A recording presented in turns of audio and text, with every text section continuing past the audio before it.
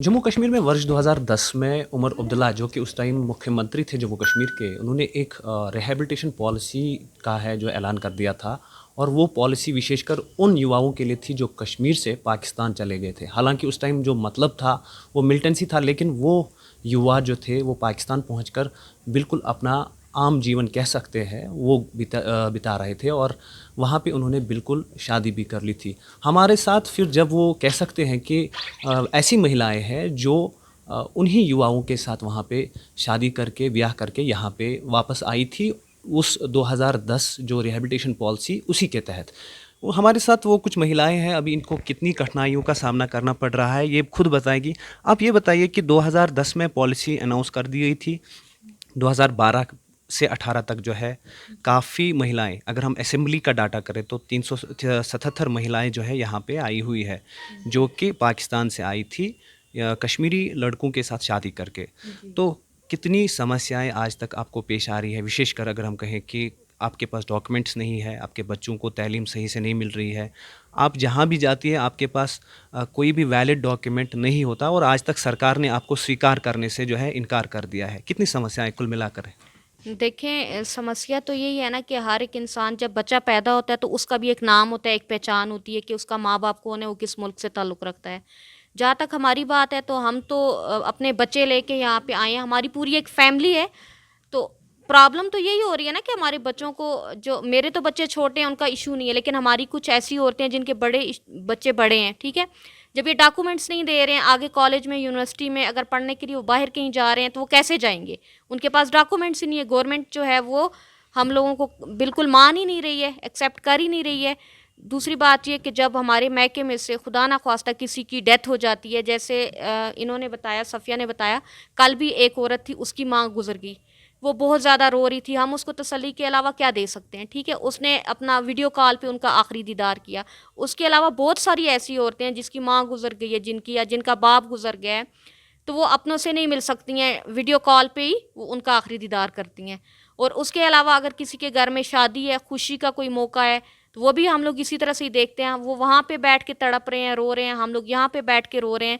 तो हमारी आइडेंटिटी नहीं है ना। हम गवर्नमेंट से ये कहते हैं ठीक है, आप हमें एक्सेप्ट नहीं कर रहे हो, आप हमें ट्रैवल डॉक्यूमेंट्स, पहले तो हम मांग रहे हैं उनसे, हम तो घर बसाने के लिए ही आए थे। अगर वो हमें एक्सेप्ट करते हैं, ट्रैवल डॉक्यूमेंट्स देते हैं, फिर तो ठीक है। अगर नहीं देते हैं तो या तो हमें पुश बैक कर दें, या जो हमारी सज़ा बनती है, सज़ा तो वैसे भी हमने काट ली है, लेकिन अगर और भी कुछ सज़ा देंगे हम उसके लिए भी तैयार हैं। आपको लगता है कोई रोड मैप नहीं था जब उमर अब्दुल्ला और केंद्र ने उस टाइम जो है 2010 में ये पॉलिसी जो है अनाउंस कर दी थी? देखिए, रोड मैप का हमने तो उस वक़्त यही सुना था कि हमारे जो हस्बैंड थे, इन्होंने कहा कि हमें वापसी के लिए बुलाया गया है, ठीक है। इन्होंने कहा कि आप आ सकते हो, आपके साथ जो आपकी फैमिली है, आपकी बीवी हैं, आपके बच्चे हैं, वो भी यहाँ पे आएँ, उनको ट्रैवल डॉक्यूमेंट्स भी मिलेंगे। जब उन्होंने ये बात सोची, खुशी में उन्होंने हमें बताया, तो हमें तो यही लग रहा था कि ये कह रहे हैं तो ऐसा होगा। हम भी उसी तरीके से आ गए।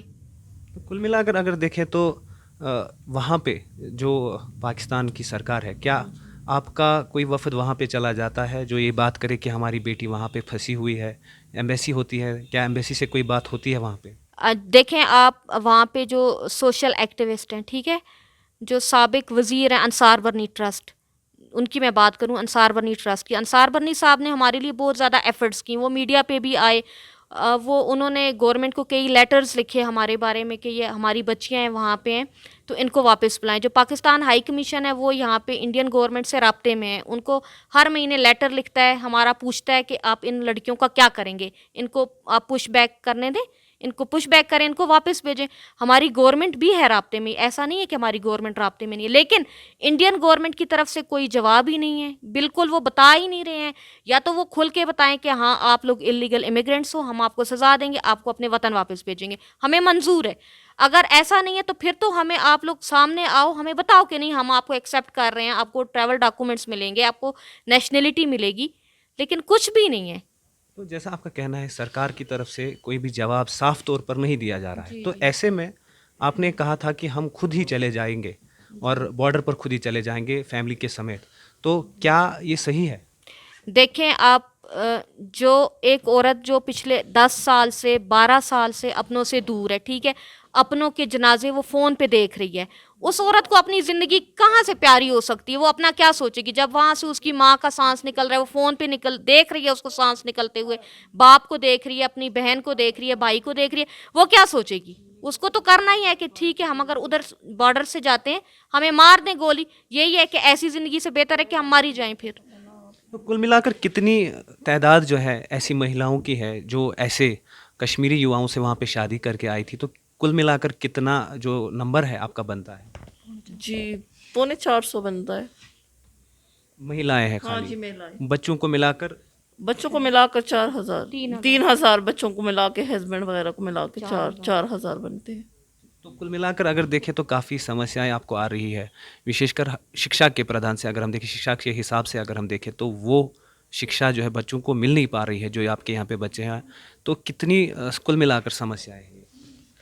देखें ये तो अब जिनके बच्चे बड़े हैं उनके लिए तो प्रॉब्लम है, अभी तो हमारे छोटे हैं, हमें तो अभी इतना वो नहीं है, क्योंकि हमारे बच्चे तो अभी फर्स्ट सेकंड थर्ड में, हमें तो इतना वो नहीं है। वो तो जिनके बड़े बच्चे हैं उनको इस बारे में होगा। सरकार से क्या अपील कर रही है बार बार, जो हालांकि अनसुनी हो रही है? हमारी तो यही अपील है कि हम या तो हमें लीगल डॉक्यूमेंट्स दें, अगर वो नहीं देते हैं फिर हमें पुश बैक कर दें, फिर हमें वापस भेज दें, हमारे वतन वापस भेज दें। अगर हम यहाँ की नहीं है तो हमें वापस भेज दें। क्या आपको लगता है सरकारों के बीच में जो है आपकी ज़िंदगी काफ़ी मुतासिर हुई है?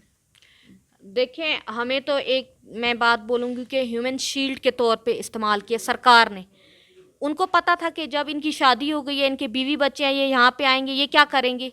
ठीक है, बीवी बच्चे अपने लेके आ रहे हैं, सरकार ने हमें इस्तेमाल किया है और ह्यूमन शील्ड के तौर पर अपने लड़के इन्होंने वापस बुलाए हैं।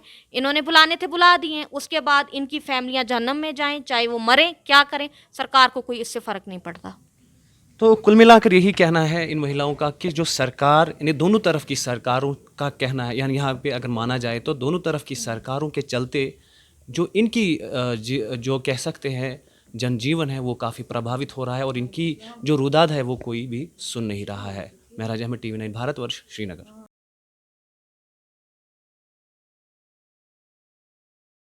परवाह देश की, सोमवार से शुक्रवार रात 10 बजे TV9 भारतवर्ष पर।